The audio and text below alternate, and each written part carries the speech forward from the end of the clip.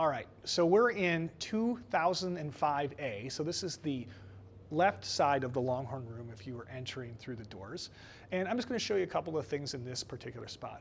So look up over here and see these two speakers in the ceiling. Those are part of the main sound system. Those do not have the ability to be split between this room and the other room. They're only going to be used in full mode. Even if the partition is up and you're using the sound off of the big system, they're going to hear it in here too. So you can't use it that way. Just to reinforce this concept, there are speakers in the ceiling as well. There's one right over your head here, if you look right up there. That speaker is for the audio system that runs to the little smart TV. The smart TVs in this room work the same way that they work in any other classroom.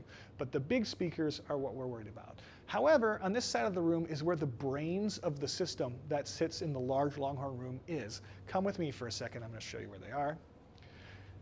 The same key that you use to get into the Longhorn room in general is going to be the one that you can use to get into this closet. So everybody has this key. And we're going to open this up. There's a button on this door, so we'll open it up so you can see. Inside this room, come on in, you're going to see a rack. And in this rack, we've got a couple things. The wireless receivers for the microphones are here. This is its own switch, and this switch is not currently connected to the Lutheran West AV network. It's kind of running on its own here. There's certainly potential to tie it into everything sometime in the future.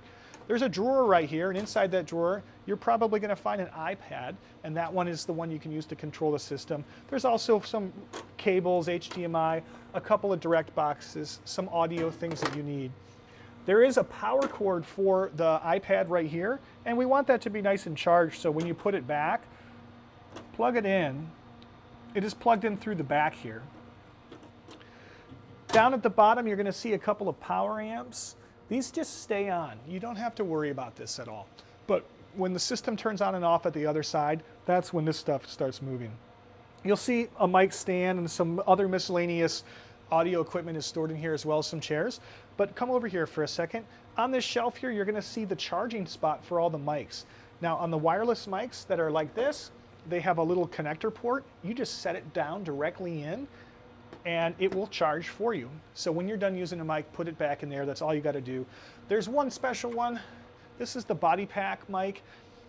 You might need to go and talk to the people down in the theater to ask about getting a mic that connects into this, because the body pack works, it's compatible with the other stuff that we have, but the mic might be downstairs. But you put this in here, there's charging ports down here. It sits in the same kind of cradle that the others do. So all four of those exist. One special piece of advice for you, just in case it ever happens, if the mic doesn't seem like it's working, come over here to this area right here. Come on over here for a second, I want to show you a little closer. There's a button that says sync. If you push the sync button with any of these mics and then hold this red area, point it toward there, you hit sync, it's going to send the frequency and reconnect it to where it needs to be. You shouldn't have to do that, but if you ever do have to do that, or you take these mics to another room and sync them to that, you have to resync them here, and then they should work. That's it for this side.